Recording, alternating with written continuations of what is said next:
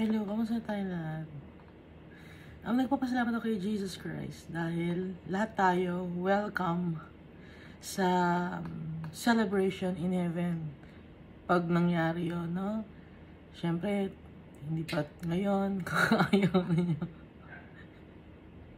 Hindi pa ngayon. Pero lahat tayo welcome in heaven. Kaya sinasabihan tayo ni Jesus Christ, pinapaalam niya sa atin through His words dito sa New Testament. At kung wini-welcome tayo ni Jesus Christ, welcome din tayo ni Almighty Father.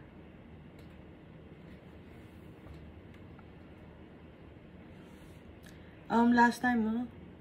Dito tayo sa Matthew chapter 19. Hindi natin natapos, pero itutuloy natin. So, i-recap muna natin yung tungkol sa inaalaw ni Almighty Father ang divorce. Tsaka ni Jesus Christ, kung nagkasala ng immorality, sexual immorality, yung babae, pwede mag-file yung lalaki ng divorce. At pag yung pag-aasawa, no, iiwan mo yung mga magulang mo. So, kung may anak kayo, tapos mag-aasawa yung anak ninyo, iiwanan kayo ng anak ninyo. Kasi magtatayo siya ng sarili niyang pamilya. Pero dapat yung mga anak, no, naalagaan pa rin ang kanilang mga magulang kahit na magkakaroon sila ng kanilang sariling pamilya. Dahil yun ang utos ni Almighty Father. Alagaan mo yung, i-honor mo yung iyong parents. Wala naman kasing sinabi ito, pag nag-asawa ka na, wag na i-honor yung parents mo. Hindi. Habang buhay yung parents mo, yung honor mo, i-respect mo, kahit ano pa ang kanilang ugali, kahit ano pa ang nagawa nila. Kasi kung yung parents mo hindi mo ino-honor, mas lalong si Almighty Father hindi mo ino-honor. Kasi ang parents mo nakikita mo, di ba? Kung hindi mo ino-honor ang parents mo na nakikita mo, paano pa si Almighty Father na hindi natin nakikita sa ngayon?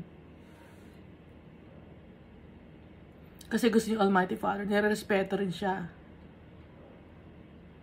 Kaya, tinuturuan niya tayo, i-respeto rin natin yung ating mga magulang dito sa lupa.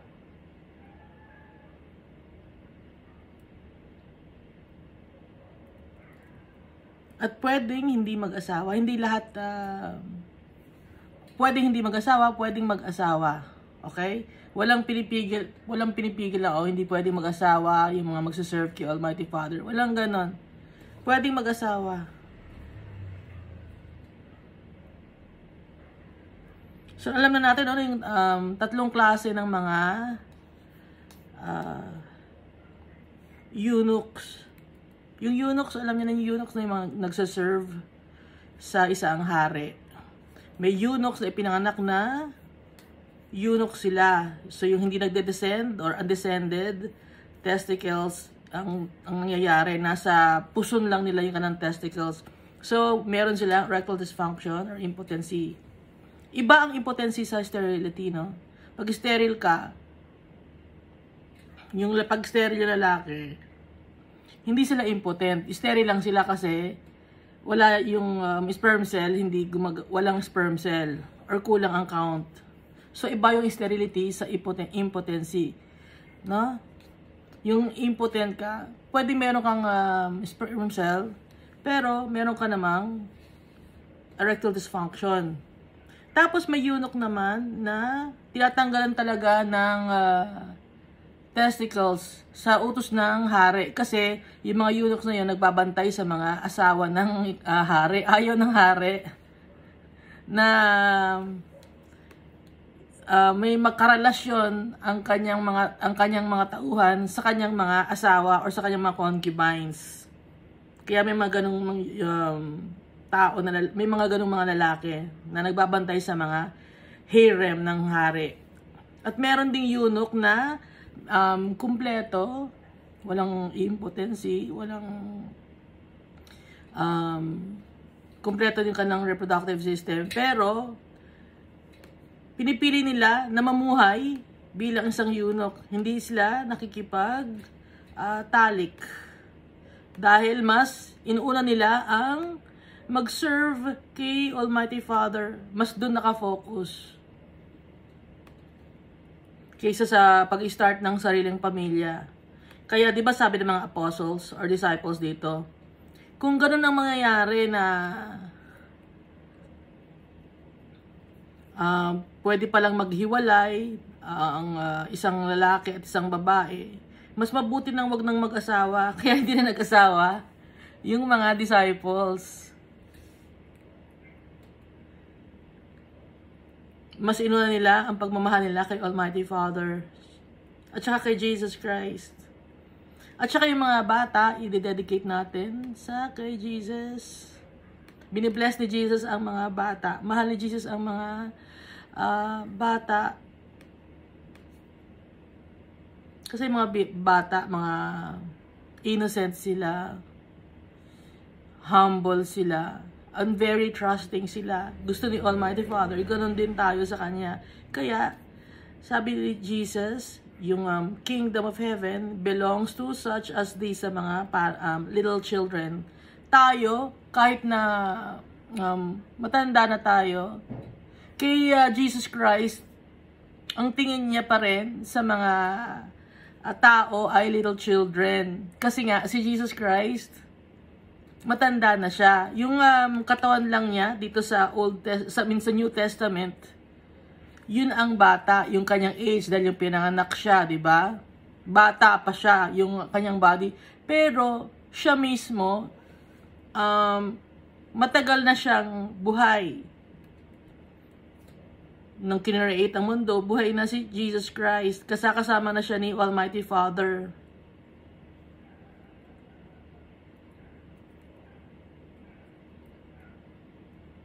At saka meron dito isang lumapit na isang lalaki na mayaman siya.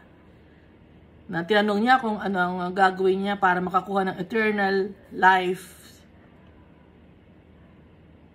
Ano ang mabuti kong gawin, sabi niya, para makakuha ko ng eternal life.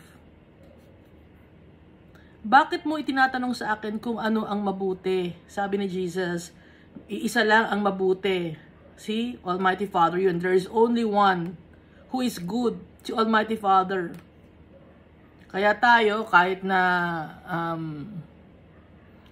lahat tayo ay masamang tayo, no? Kailangan nating ma-save dahil tayo lahat ay nagkakasala.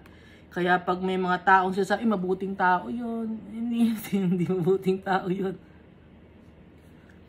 Walang taong mabuti. Lahat tayo, masama tayo. Pag may nagbibigyan ng eulogy dyan, na mabuting tao, hindi naman mabuti yun, nakilala ko yun, nagsisinungaling yun eh. O, paano man sabihin mabuti, nagsisinungaling yun? Ay, mabuting tao yun, babaero yun na. O, nang bababa yun, paano magiging mabuti yun? O, namatay na siya, hindi naman siya mabuti.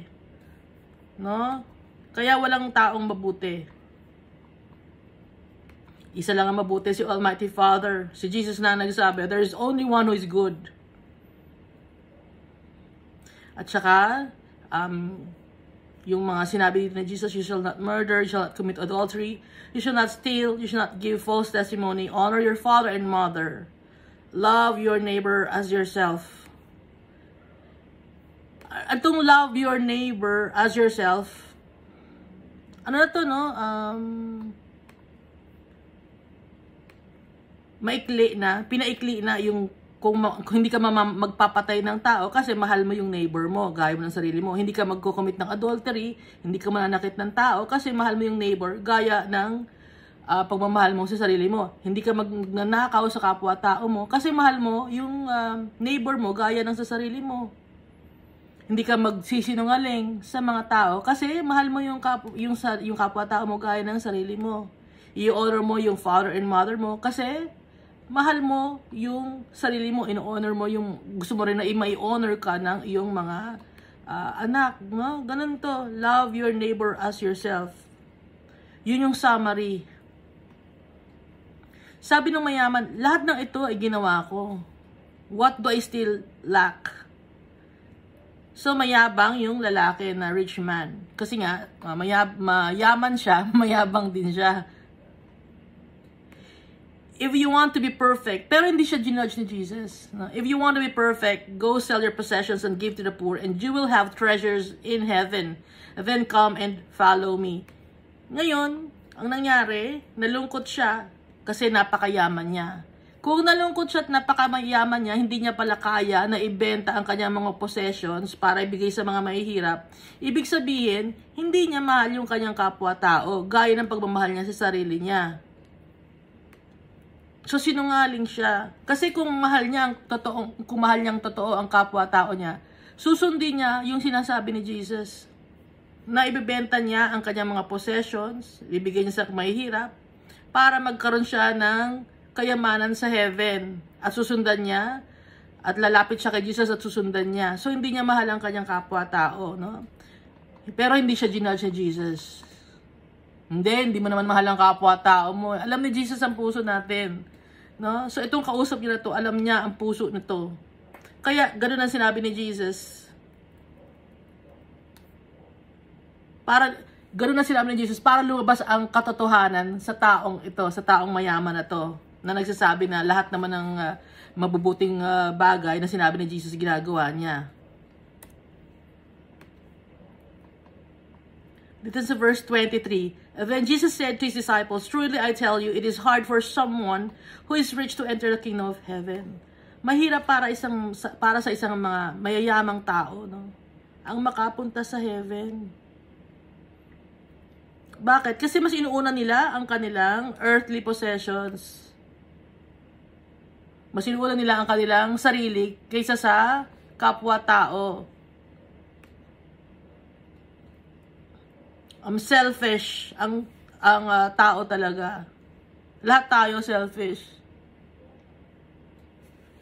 Again, I tell you, it is easier for a camel to go through the eye of a needle than for someone who is rich to enter the kingdom of God. Mas madali pa na yung camel makapasok sa mata or sa butas ng karayom kesa makapunta sa kaharian ng Diyos ang mayaman. Kasi ang mayaman, ipinagyayabang din nila, pinagmamalaki nila ang kanilang kayamanan. Lahat kaya nilang bilhin, hindi na sila lalapit kay Almighty Father. Kasi lahat ng kanilang pangangailangan, meron na sila eh.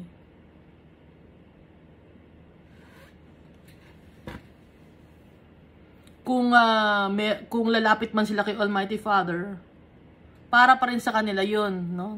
Yung mga pinagpipray nila. Sometimes they sneered at or poor people. Nag-sneer sila or they jeered at poor people.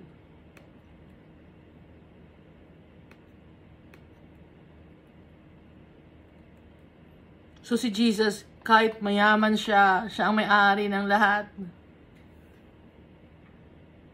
Hindi siya nang mamata ng tao. Kahit powerful si Jesus Christ, wala siyang taong sinasaktan. Lahat ng tao minamahal niya. Napakahirap ng ginawa ni Jesus dito. Kaya nga siya ang perfect example natin, perfect sacrifice.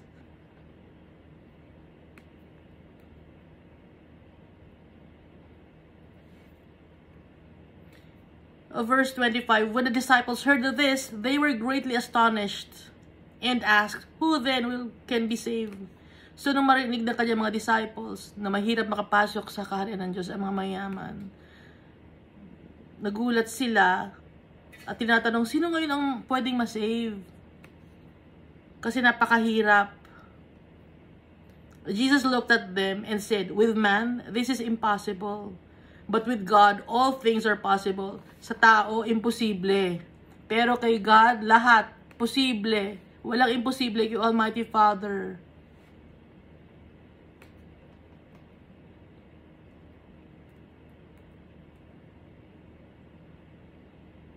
Peter answered him, "We have left everything to follow you. What then will there be for us?"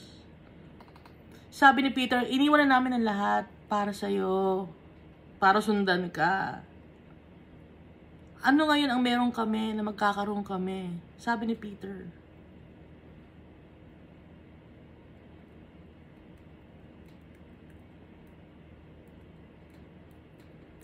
Yung, balikan muna natin to, no? Yung mga taong mayayaman, pwede silang masave. Lahat tayo pwedeng masave.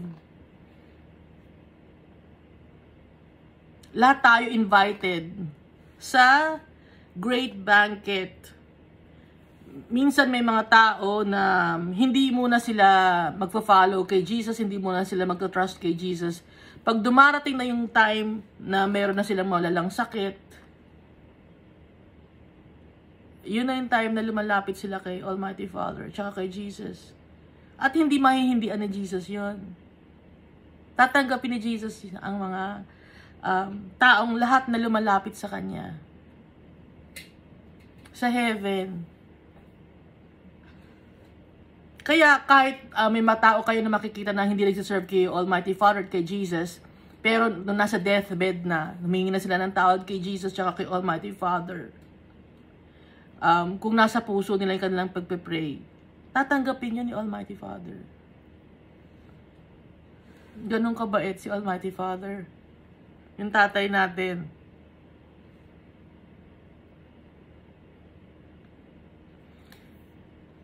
So sabi nga dito ni Peter, lahat iniwan na namin para sa iyo, para sundan ka namin. Ano ngayon ang meron para sa amin?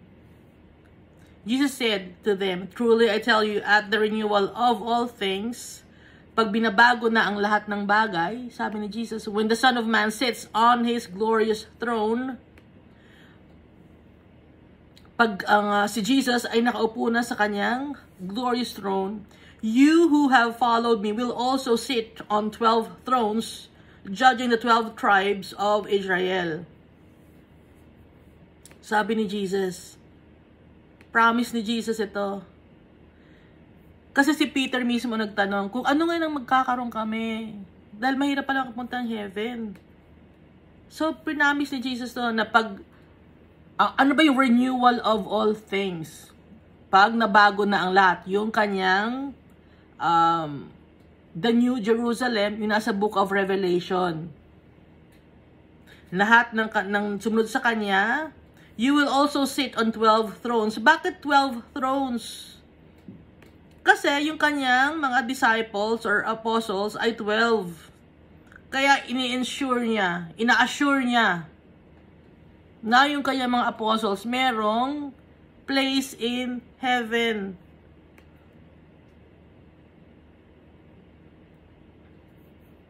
Dito sa Revelations chapter 4 verses 10 up to 11. The 24 elders bow down and worship in front of the one who sits on the throne, the one who lives forever and ever. They throw their victors' crowns in front of the throne and say, "You are worthy, our Lord and God, to receive honor, glory, and power because you created all things. They came into existence and were created because of your will."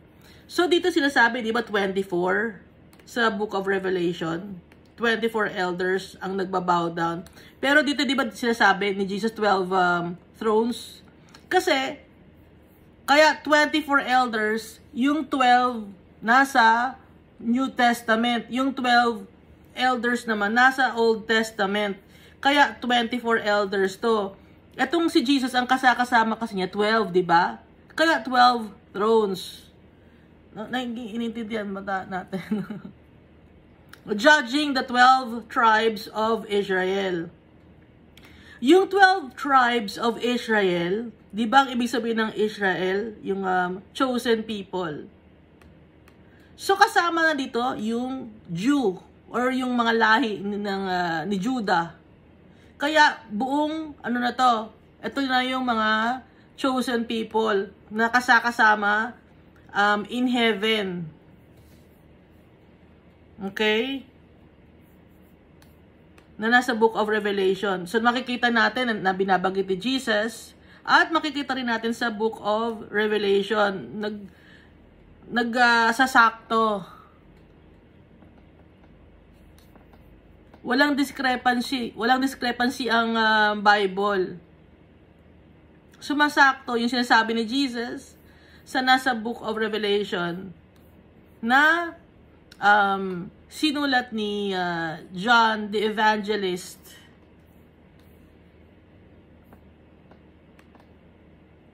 Nung nasa Patmos siya, island of Patmos, nung nagkaroon siya ng vision. Okay? And everyone who has left houses or brothers or sisters or father or mother or wife or children or fields for my sake will receive 100 times as much and will inherit eternal life. So kung sino man ang umiwan sa kanyang bahay, sa kanyang brother, sister, mother, father, wife, children, para sa kapakanan or para sa sake ni Jesus Christ, ay makaka-receive ng or inherit ng eternal life. Ibig bang sabihin, iiwan mo yung magulang mo, brothers and sister mo, di ba dapat ino-honor mo? Ang sinasabi din ni Jesus, kaya ang binabanggit niya, brothers, sisters, mothers, puro mga related by blood. Kasi usually ang nag-i-influence sa tao ay yung mga relatives niya, no? Usually yun ang nag-i-influence sa tao, asawa, nag-i-influence sa tao. Pero ang tao may sariling pag-iisip. Minsan against yung family mo sa ginagawa mo na pagsaserve kay Almighty Father. Yun ang ibig sabihin nito. Kaya kung yung pamilya mo against sa ginagawa mo sa pagsaserve kay Almighty Father, sa pagiging faithful kay Almighty Father, mas pipiliin natin si Almighty Father tsaka si Jesus Christ dahil sila ang faithful sa atin. Okay? So ang sinasabi to, hindi binabanggit dito yung ibang tao, kundi ang binabanggit dito yung mga tao na malapit sa iyo. Dahil usually sila yung mga against sa paglilingkod natin kay Jesus Christ at kay Almighty Father.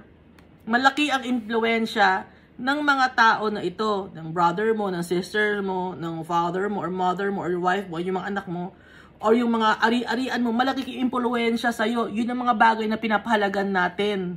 Pero kung itong mga tao at bagay ay pinapahalagan natin, dapat mas pahalagahan natin si Jesus Christ. Kaya ang binabanggit ni Jesus Christ ito, brothers, sisters, related by blood, tsaka yung mga kayamanan, no? Naiintindihan ba natin? Hindi ako marunong mag-explain, ano? Nasa isip ko pero hindi ko masabi. Hindi ko ma-explain ng maayos. But many who are first will be last, and many who are last will be first. Binabanggit lagi ni Jesus to, kung sino man ang marami ang nauna ang mahuhuli, at merong mga nahuli ang mauuna. May mga followers ni Christ na nawawala sa tamang landas. Kaya yung mga nauna, pwede silang mahuli, no? May mga nahuhuli kasi hindi na sila nagko-continue sa pagsuserve kay Jesus Christ tsaka kay Almighty Father. Ngayon, may mga nahuhuli naman na nauuna kasi kahit late na sila na nakakilala kay Jesus Christ, itinutuloy nila ang paglilingkod kay Jesus Christ tsaka kay Almighty Father. Yun ang ibig sabihin nito. Okay? Yun ang dapat alam natin ang priority natin sa buhay. Ang priority natin, si Jesus Christ, tsaka si Almighty Father. Dahil sa kanila natin makukuha ang ating inheritance, maki-inherit natin ang eternal life. Dahil sila, yung tunay na pamilya natin. Yung pamilya natin dito sa lupa, related by blood. Pero, si Almighty Father, siya ang nag-create sa atin. Sa Kanya tayo magtitiwala. Dahil walang bagay na gagawin si Almighty Father na mapahamak tayo. Dahil yung pagmamahal ni Almighty Father sa atin, buong buo. Dahil siya ang tunay na tatay natin.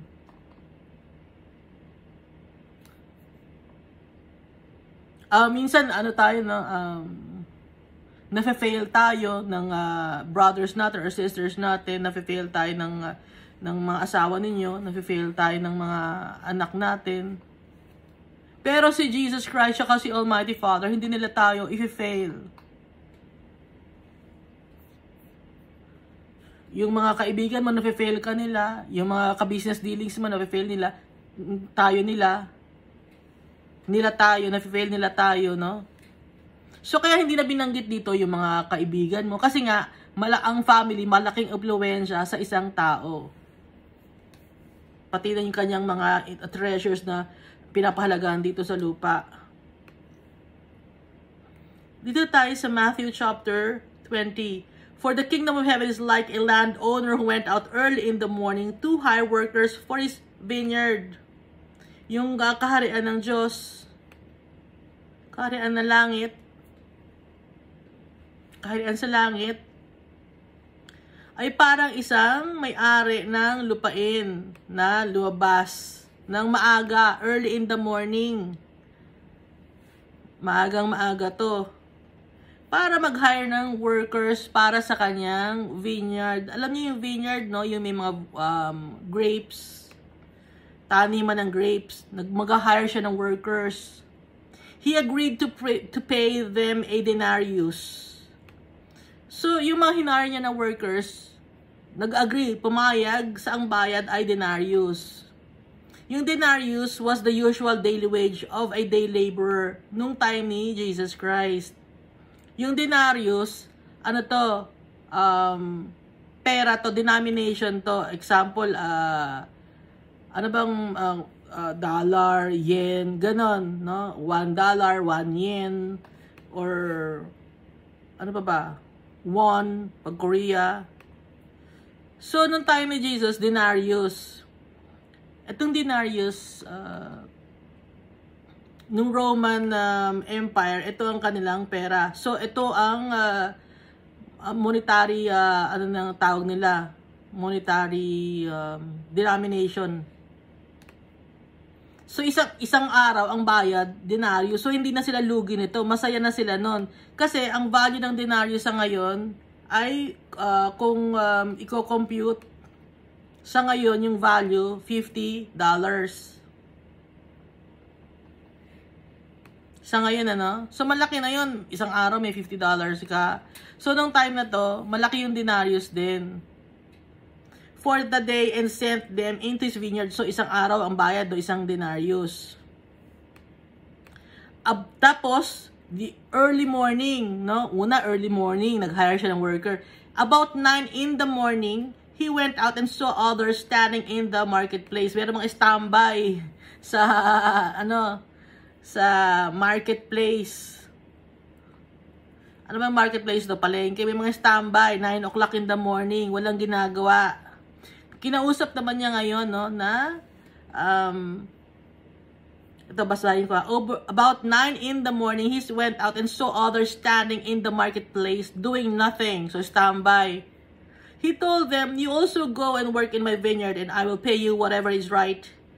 Sabi ng may-ari ng vineyard, pumunta kayo sa aking vineyard. Doon kayo magtrabaho, babayaran ko kayo. So, they went. He went out again about noon. So, noon, tanghali naman. And about 3 in the afternoon. So, 3 in the afternoon. So, pang-apat na to, no? 4 na beses na siya nag-invite. Yung may-ari ng vineyard. And did the same thing about 5 in the afternoon. So, 5 beses, 5 in the afternoon na. Padilim na, patapos na yung trabaho. So, 5 beses nag-invite yung may-ari ng vineyard para magtrabaho sa kanya yung mga tao at babayaran niya ng denarius bawat isa. He went out and found still others standing around. He asked them, why have you been standing here all day long? Bakit kayo nakatambay dito na maghapon? No? Wala kayong ginagawa. Magtrabaho kayo, babayaran ko kayo.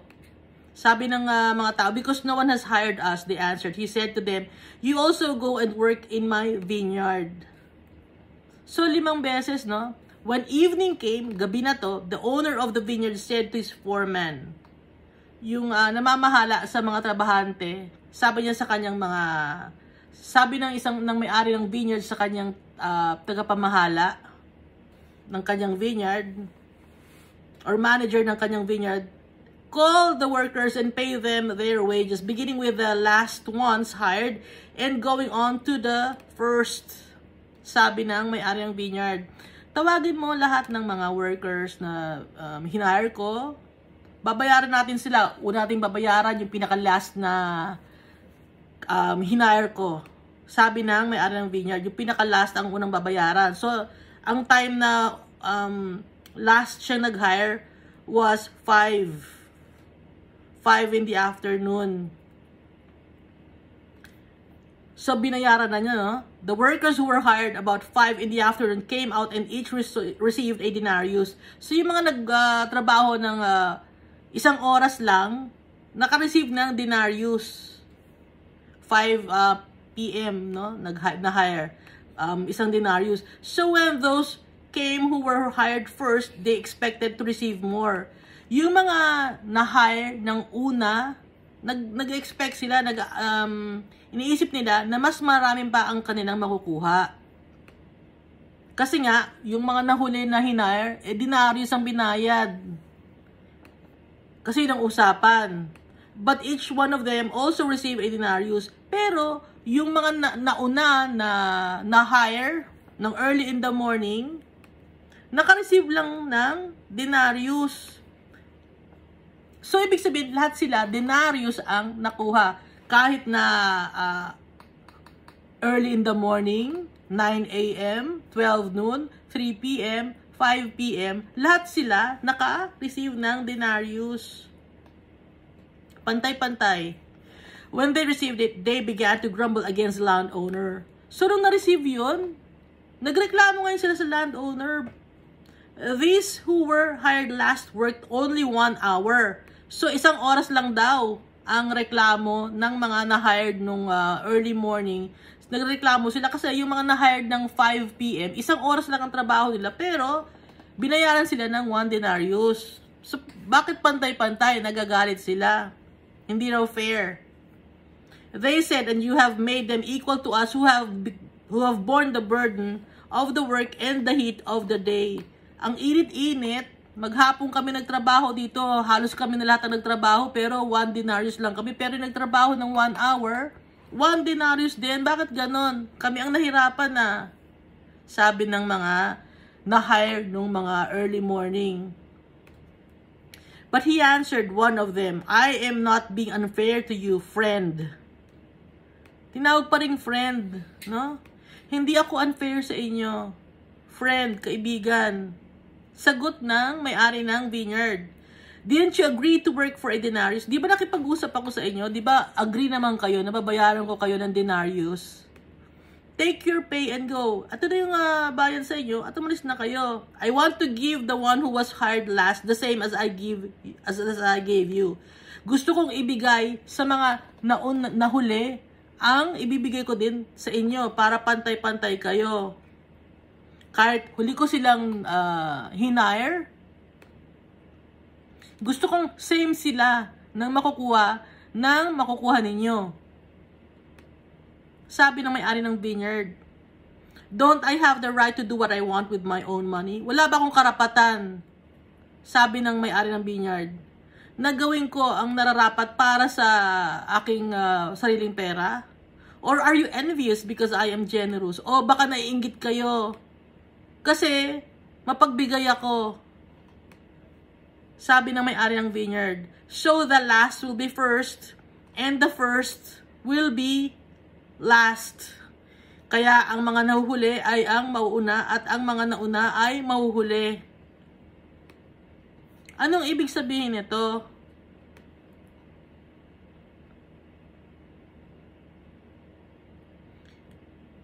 So si Jesus hindi lang isang example na ibinigay niya, no, ng who are first will be last and many who are last will be first. Hindi lang isa, kundi dalawa ang ibinigay niya.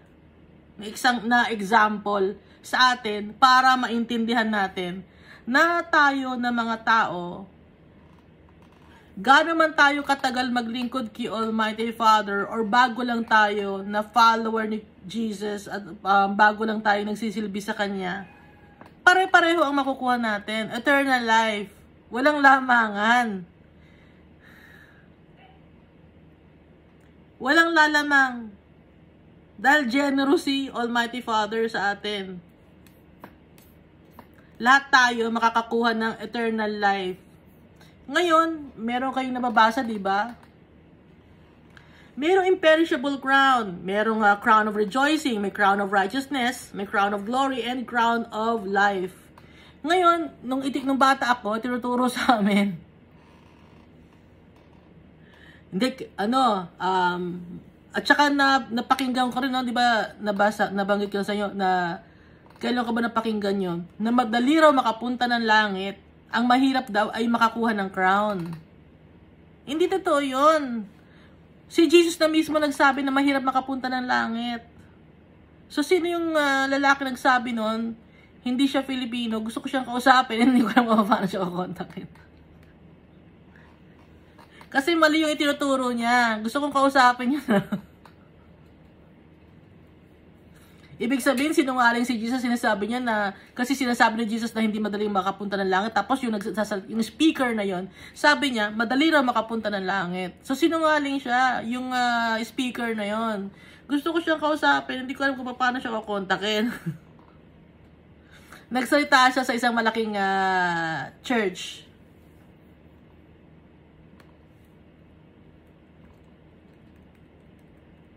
At pag makikinig ka sa kanyang salita, no, may bayad. Bakit may bayad? Freely you receive, freely give. Sabi ni Jesus. So, yung may mga speaker na nagpapabayad, siguro pwede pang gas, no? Pwede, no? Para makapunta kayo sa lugar na pupuntahan ninyo. Pero yung pagsasalita mo, yung pag-aaral mo ng Bible, pag-share mo sa salita ng Diyos, bakit may bayad? Walang bayad ang pag-share ng Bible. At saka dapat, kung nag-share kayo ng Bible, ina-upload, no? Para maging public, para malaman lahat ng tao, para ma-broadcast sa lahat ng tao, para maraming ma-save. Kasi pag sinasabing may bayad, ay may bayad dyan, wala akong perang pambayad, pang mayaman lang ba yan? Eh, ang tingin sa atin ni Almighty Father, pantay-pantay tayo. Walang lamangan. Kahit speaker ka pa o hindi ka speaker, lahat tayo servant, lahat tayo pantay-pantay.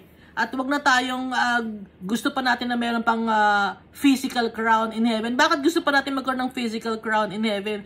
Ang crown natin ay, ano ba ibig sabihin ng crown? Royalty, no? It symbolizes royalty. Si Almighty Father lang, si Jesus Christ, ang makasama mo sila, royalty ka na. So bakit gusto mo pa? Kasi ang hindi kasi na maintindihan ko yung imperishable crown, bakit may mga binabanggit na crown? Kasi ang sinasabing crown dito is royalty. Yun ang ibig sabihin, no? Hindi dahil sa makakakuha ka ng physical crown. Mahirap na makakuha ng physical crown. Ano yun? Mag-iinggitan pa ba sa langit? Ay, may maganda ng crown niya. Kumikintab yung crown niya. Yung crown ko, ganito lang ang crown ko. So, walang inggitan sa heaven, no? Ay, yung crown niya, may, ginto na, kumikintab. O yung crown ko, simple lang, maliit lang. Walang ganon. Pantay-pantay nga, ordinarious, Dito is example to ni Jesus, na pantay-pantay tayo. Gaano katagal man tayo nagsuserve sa Kanya. Gaano man bilis lang ang pagsuserve natin sa Kanya. Diba, nagsuserve ngayon nagsuserve ka sa Kanya, minamahal mo siya ngayon. Tapos bukas, kinuha ka na niya. Same pa rin, no? Eternal life pa din ang bibigay sa iyo ni Almighty Father. Generous si Almighty Father, mapagmahal. Fair siya para sa lahat sa atin dahil ang kanyang promise ay ang ating inheritance. So lahat tayo makukuha natin ang ating inheritance. Fair si Almighty Father, tsaka si Jesus. Kasi umaasa pa yung iba na meron silang halimbawa, gusto na, pagdating sa langit, maganda yung bahay ko. Hindi, pantay-pantay tayo. Ba't kailangan may mas maganda pa ba ang bahay mo sa iba? Pantay-pantay tayo. Dito kabait si Jesus Christ, siya kasi Almighty Father. Kaya nga sinasabi niya, so the last will be first, and the first will be last. Kasi may mga tao na hindi maintindihan. Nag-i-stop na mag-serve kay Almighty Father, mas inuuna pa nila yung mga bagay dito sa mundo. Kaya yung speaker na yon, gusto kong kausapin, hindi ko lang alam kung anong pangalan. Pero naka-register sa utak ko yun eh, yung sinabi niyang yun. Pagtanong ko kaya, paano kayo mahanap yun? Dito tayo sa verse 17. Now Jesus was going up to Jerusalem. On the way, he took the 12 aside and said to them, "We are going up to Jerusalem. And the Son of Man will be delivered over to the chief priests and the teachers of the law." Sabi ni Jesus Christ, siya ay ibibigay sa mga chief priests at saka teachers of the law.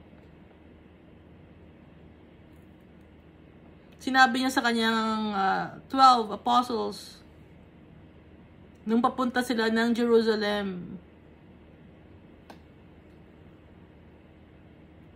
They will condemn him and death. They will condemn him to death. Papatayin siya. Pag binabanggit ni Jesus Christ yung sarili niya, the Son of Man will be condemned. Pag sinasabi yung the Son of Man, siya yun. Binabanggit niya yung sarili niya. They will condemn him to death. And will hand him over to the Gentiles. Sabi ni Jesus Christ. So yung mga Gentiles, ng mga Romans yon, Roman soldiers. Kasi yung Gentiles, yung Roman Empire yon. Hindi naman kasi sila Jew. So si Pontius Pilate, Roman siya. Si Herod, Roman siya. So hindi sila Jew. Kaya Gentiles and will hand him over to the Gentiles to be mocked and flogged and crucified. So yung mga Roman soldiers, Gentiles din yon. On the third day, he will be raised to life. At sa ikatlong araw, siya ay mabubuhay muli. Sabi ni Jesus, pinapatungkulan niya yung sarili niya dito. Binibigyan niya ng heads up yung kanyang mga disciples. Pinapaalalahanan niya. So, bago pa man mangyari ang lahat, binibigyan na niya ng warning yung mga apostles niya kung ano ang mangyayari sa kanya.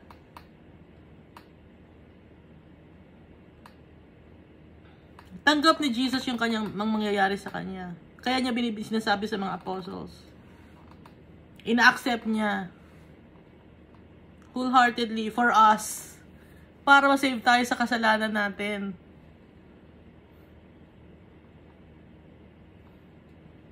Para maging sacrifice siya.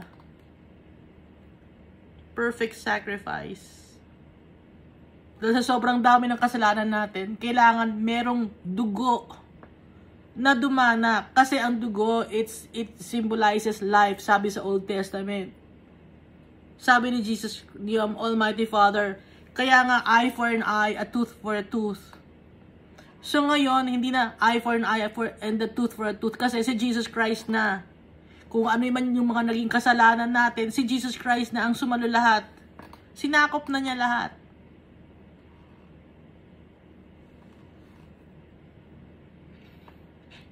Kaya madali na para sa atin.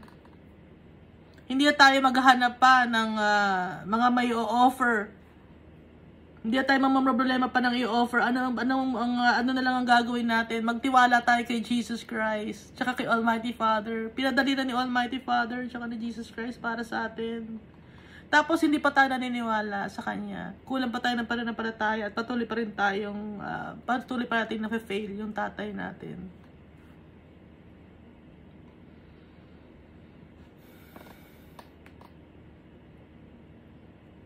Then the mother of Zebedee's sons, verse 20, came to Jesus with her sons, and kneeling down asked a favor of him. So, yung mother ni John and James, no? Si John, na yung sumulat ng Book of Revelation, at si James na unang namatay, na naka-record dito sa Book of Acts. Na una siyang pinatay, si James. Kaya Zebedee's son, kasi ang tatay nila pangalan Zebedee. So yung nanay nila, ang lumapit kay Jesus. Alam niyo masaya si Jesus. Kasi lumapit sa kanya yung nanay ni James and John. Ibig sabihin, may faith yung nanay ni James and John. Kaya masaya si Jesus. Kahit na mali yung kanilang hinihingi na hindi naman fair sa iba, pero masaya si Jesus kasi may pananampalataya sa kanya yung magulang, yung nanay ni James and John. So, ibig sabihin, may pananampalataya rin, may faith din, malakas din ang faith ni James and John kay Jesus Christ. At alam ni Jesus Christ yun, una pa lang, kaya pag umaalis si Jesus Christ, sinasama niya si James at saka si John. Kasama siyempre si Peter. Kasi nga, alam niya, nakikita niya yung puso ng tao. So, nag-ask ng favor yung nanay ni James and John. What is it you want? Tanong ni Jesus Christ. She said, grant that one of these sons of mine may sit at your right and the other at your left in your kingdom. Sana pagbigyan mo kami, no? Bigyan mo kami ng yung request ko. Sabi nung nanay ni James and John, na yung isa kong anak nasa right side mo, yung isa kong yung anak nasa left side mo sa iyong kaharian. So pag sabi ng ganito, ibig sabihin may pananampalataya siya kay Jesus. Na si Jesus ay galing kay Almighty Father. Ganon din si James and John. So nung nagsasalita yung nanay ni James and John, syempre masaya-masaya si James and John. Kung kayo ba, nagsasalita yung nanay nyo na kinakausap si Jesus na yung anak ko po, lagay nyo sa left, yung isang anak ko po sa right ninyo. Siyempre, tontuwa si James and John ito. You don't know what you are asking, sabi ni Jesus Christ dun sa nanay ni James and John. Jesus said to them, can you drink the cup I am going to drink? Sinabi ni Jesus kay James and John, kaya niyo bang inumin yung cup or yung paghihirap ko na aking ma-experience? Kaya niyo ba yun? Yung ma-experience ko na sacrifice, yung paghihirap, yung mangyayari sa akin? We can, they answered. Tuntua naman si James and John, oh, kaya po namin. No? So, may pananampalataya si James and John. Pati yung nanay niya. Tingnan mo, no? Banggitin natin ulit. Nanay, babae na naman ang proponent na ang gagaling ng mga babae, umisip ng mga paraan na kaya wag natin sabihin ay mga babae na hindi binibigyan ng pagpapahalaga ni Jesus. Binibigyan ng pagpapahalaga ni Jesus ang mga babae. Kaya tingnan nyo kinausap, yung babae na naman, magaling mag-isip ang mga babae, no?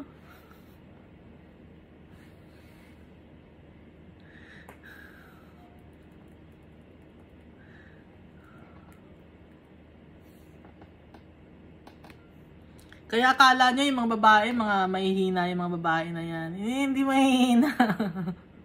Magaling mag-manipulate ang mga babae. Magaling mag-isip ang mga babae. Alam ko na yun, bata pa lang ako kasi sa bahay namin, yung nanay ko. Yung tatay ko laging galit yun, pero pag nanay ko na nagsasalita, talo naman yung tatay ko na yun, hindi naman yun na nanay ko pa rin na masusunod dyan eh. Kahit anong galit ng tatay ko, nanay ko. Kaya bata pa lang ako, magaling, mga babae magagaling, no? Kaya yung tingin ko, kaya ng nanay ko to, strong ang nanay ko eh. Yung tatay ko, hindi yan. Kaya tingnan nyo dito sa Bible, yung mga babae, ang galing mag-isip.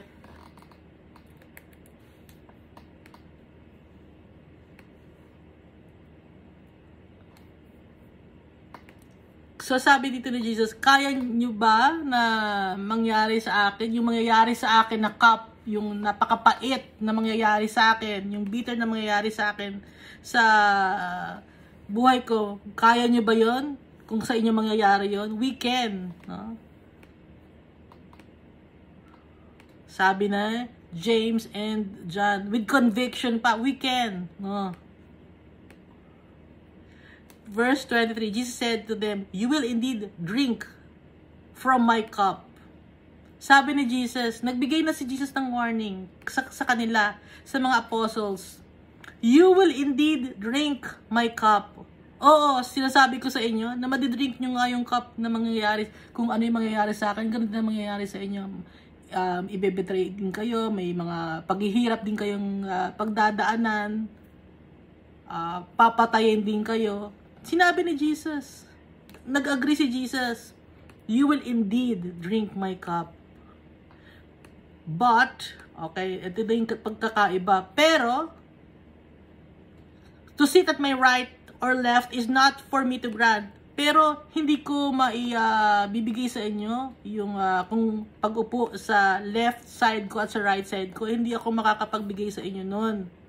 These places belong to those for whom they have been prepared by my Father. Yung mga places sa heaven, si Almighty Father ang nagbibigay, hindi si Jesus Christ. Sabi niya, kasi binibigyan pa rin ni Jesus Christ ng pagpapahalaga si Almighty Father. Lahat isinasangguni niya kay Almighty Father with respect and honor. Kaya mahal na mahal ni Almighty Father, Jesus Christ.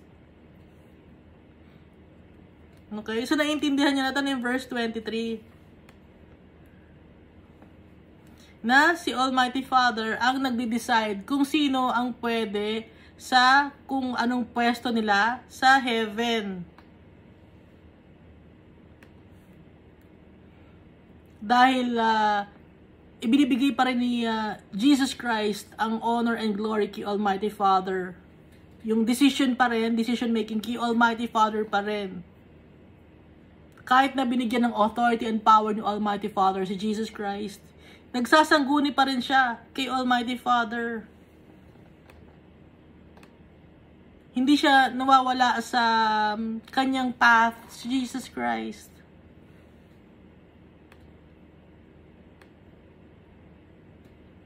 Si Solomon,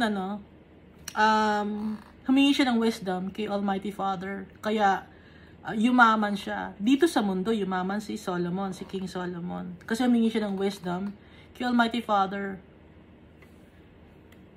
Pero ang pagkakamali niya, hindi siya laging humingi ng wisdom kay Almighty Father. Idiniretso niya yung sarili niya sa kanyang sariling kakayahan. Yun ang pagkakamali ni Solomon. Kaya nung latter part of his life na yung si Solomon, nagsisi na siya kasi nga ang dami niyang pagkukulang kay Almighty Father. Hindi niya ina-acknowledge. Ngayon, itong si Jesus Christ, lagi niyang ina-acknowledge. Si Almighty Father, lagi niyang binabanggit. Kaya, malaki ang pagtitiwala ni Almighty Father kay Jesus Christ. Kilalang kilala ni Almighty Father si Jesus Christ. Kaya siya ang may power and authority kay Jesus Christ ibinigay, ang power and authority.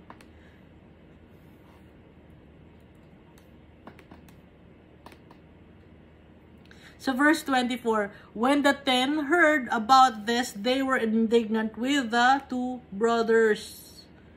So nung narinig nila na yung nanay ni James at John nagre-request, syempre wala yung nanay natin dito, wala nagre-request. Sabi ng 10, nakakabwisit itong dalawang si James and John na to na annoy sila, na inis, na buwisit, nayabangan siguro sila kasi sa kanila wala silang nanay na makikipag-usap kay Jesus. Pero itong nanay ni James and John may faith kay Jesus. So verse 25, Jesus called them together and said, "You know that the rulers of the Gentiles lord it over them, and their high officials exercise authority over them." Sabi ni Jesus, alam ninyo, no, na yung mga namamahala or merong power sa mga Gentiles ay kanila ay yung mga Gentiles, meron silang mga tauhan na at may mga official sila. At may mga kanya-kanya silang gawain. Meron silang na may authority. Halimbawa, may soldier, may authority sa kanya yung kanyang higher up o yung official sa kanya. Not so with you. Instead, whoever wants to become great among you must be your servant. Hindi gaya ng sa inyo. Okay? Kasi sa inyo, kung sino man ang gusto maging great, dapat siya maging servant. Kasi pag Gentiles ka or pag hindi ka follower ni Christ, pag boss ka. Tapos ikaw ang mangunguna sa mga tauhan mo. Ang magsisilbi sa'yo ay ang mga tauhan mo. Yun ang ibig sabihin dito. Pero pag follower ka ni Christ, para maging great ka, dapat magpakumbaba ka. Dapat kang maglingkod. Para maging great ka, para maging karapat-dapat tayo kay Almighty Father, dapat paglingkuran natin lahat ng tao, hindi tayo mamimili. Walang bossing dito, lahat tayo gumagalaw. And whoever wants to be first must be your slave. At kung sino man ang gustong manguna, ay dapat siya ang magsilbi, maging slave. Just as the Son of Man did not come to be served, but to serve. Gaya ni Jesus Christ, dumating siya sa mundo na to para magsilbi, hindi para pagsilbihan. Kaya kung meron kayong mga leaders dyan na pinagsisilbihan ninyo, bakit nyo pinagsisilbihan? Lahat tayo pantay-pantay, dapat mag-serve din sa inyo yung leader ninyo. Dapat mapagkumbaba yung leader. Yun ang gusto ni Jesus Christ. Kasi kung si Jesus Christ mapagkumbaba siya, nag-serve siya sa mga tao. Pero yung mga leader ninyo, no, gusto, hindi, anak ako nito, ako nang susunod sa yapak ng aking tatay, pagsilbihan nyo ako. Kay Jesus, hindi ganon. Kung sino ang gusto maging master, kung sino maging great, magiging tagapagsilbi siya para maging great siya. Para maging karapat-dapat siya sa kaharian ng Diyos. Ganun ang kay Jesus Christ. And to give His life as a ransom for many. So si Jesus Christ, ibinigay din niya ang kanyang buhay para ransom for many, bilang kabayaran sa kasalanan nating lahat. Siya ang magsaserve para sa ating lahat.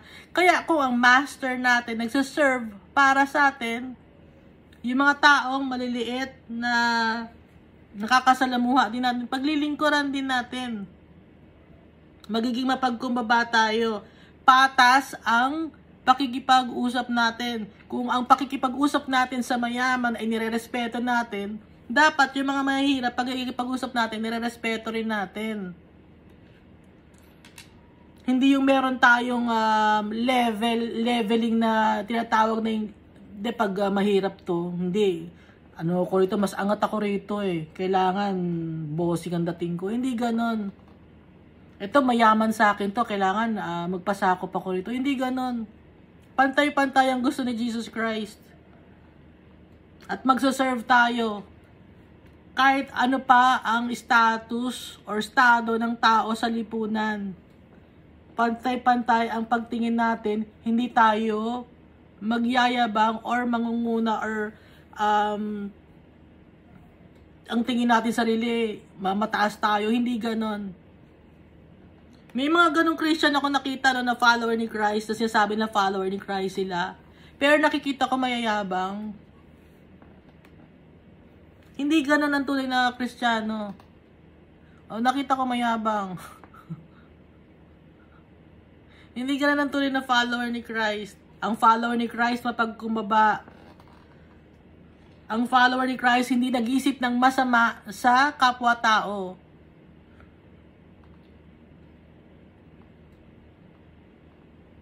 Kahit alam mo yung tao na masama ang gawain, no? Hindi ka mag-iisip, hindi mo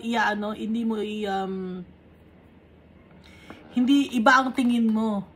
Okay? Kahit alam mo na masama ang kanyang ginagawa, hindi magiging iba ang tingin mo sa kanya. Itutrato mo pa rin siya bilang brothers or sisters mo in Christ.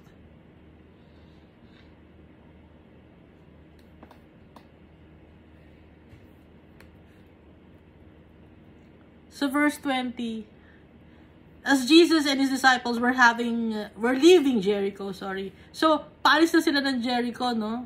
Si Jesus Christ at yung kanyang mga disciples. A large crowd followed them. Ang dami na naman ng mga tao ang sumusunod kay Jesus Christ. Throngs of people. Dinudumog na naman si Jesus Christ. 2 blind men were sitting by the roadside. May 2 bulag ang nakaupo sa gilid ng kalsada. Siyempre, hindi nila nakikita si Jesus kasi nga blind sila. Pero naririnig nila. Kaya alam nila. Okay? Baka sabi nyo, bulag sila, paano nila nalaman na nandun si Jesus? Na bulag nga sila at nasa gilid sila ng kalsada, nagsisigawan ang mga tao. Siyempre, naggugulat sila. Bakit nagsisigawan? Nandun si Jesus, nagpapagaling ng mga may sakit. Kaya, itong 2 blind men sitting on the road, when they heard that Jesus was going by, nung marinig nila, no? Na si Jesus ay papadaan, they shouted, sumagaw sila ng malakas, Lord, Son of David, have mercy on us. So, meron silang faith kay Jesus Christ, Lord, Son of David, kasi sinabi na Son of David eh. Kasi, pag sinabing Son of David, ibig sabihin, yung Messiah kasi nakalagay na manggagaling sa lineage ni David. So, alam nila to, no? May pananampalataya, yung 2 bulag kay Jesus, have mercy on us, kawaan mo kami. The crowd rebuked them and told them to be quiet. Nagalit yung mga tao kasi ba't ang ingay-ingay ninyo, sabi ng mga crowd or ng mga tao sa 2 bulag. But they shouted all the louder, Lord, Son of David, have mercy on us. Lalong sumigaw ng malakas yung 2 bulag. Pinapahinto sila ng mga tao na huwag kang maingay, ba't ang ingay-ingay ninyo. Lalong sumigaw ng malakas yung 2 bulag kasi mayroon silang faith kay Jesus. Alam nila na mapapagaling sila ni Jesus Christ. Jesus stopped and called them. So, huminto si Jesus at tinawag sila. What do you want me to do for you? Anong gusto mong gawin ko sa inyo? Para sa inyo, anong gusto ninyo? He asked, Lord, they answered, we want our sight. Lord, gusto namin makakita, Lord. Jesus had compassion on them and touched their eyes. So si Jesus maawain si Jesus. Kaya hinawakan niya ang mata ng 2 bulag.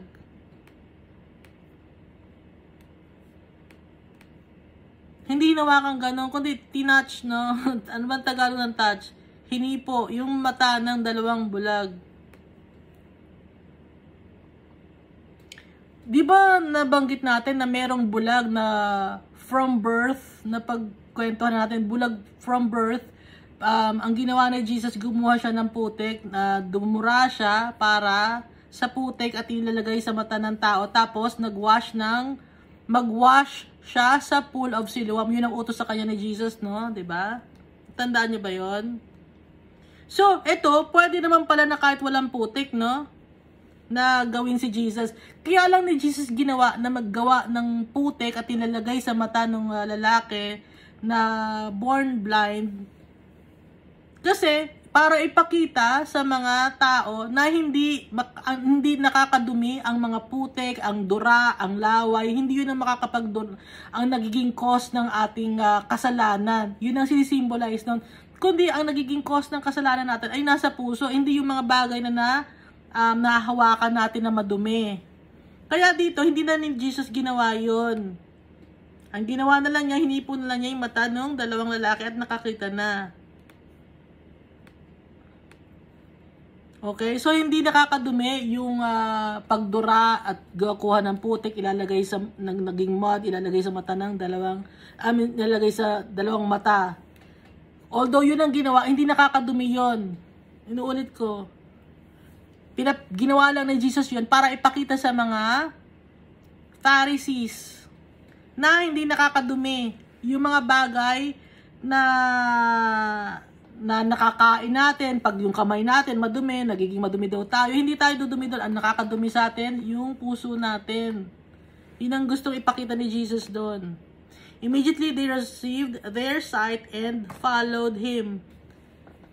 So nung hinipo ni Jesus Christ yung mata ng dalawang mabulag, nakakita agad sila at sinundan nila si Jesus Christ.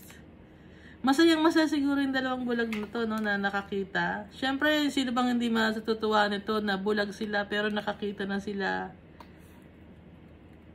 So, thankful sila. Very thankful sila kay Jesus Christ.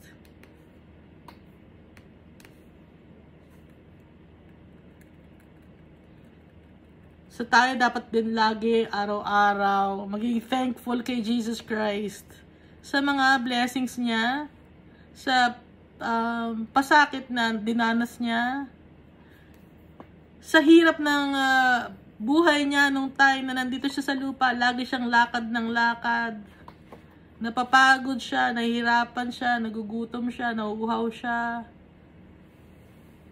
sumasakit yung paan niya sa kakalakad, walang tigil, kahit saang lugar nagpupunta siya, sa buong Jerusalem sinuyod niya para ma-share ang good news. Walang tigil ang ginawa ni Jesus Christ nung nandito siya sa lupa. At yung ginagawa niya lahat, ina-acknowledge niya lahat si Almighty Father. Hindi niya kinakalimutan si Almighty Father.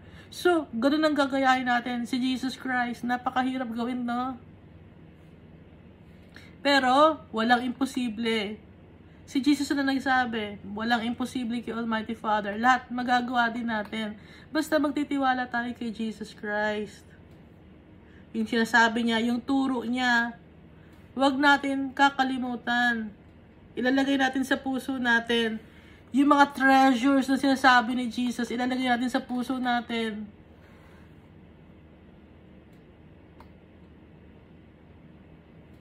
Lagi tayong magpe-pray at magbabasa ng Bible. Kakausapin natin yung tatay natin at saka si Jesus Christ. Nararamdaman nyo naman siguro, di ba, na pag nagpe-pray kayo, na-feel nyo na pag nagpe-pray tayo, napapacify tayo, gumagaan yung pakiramdam natin, nare-reassure tayo.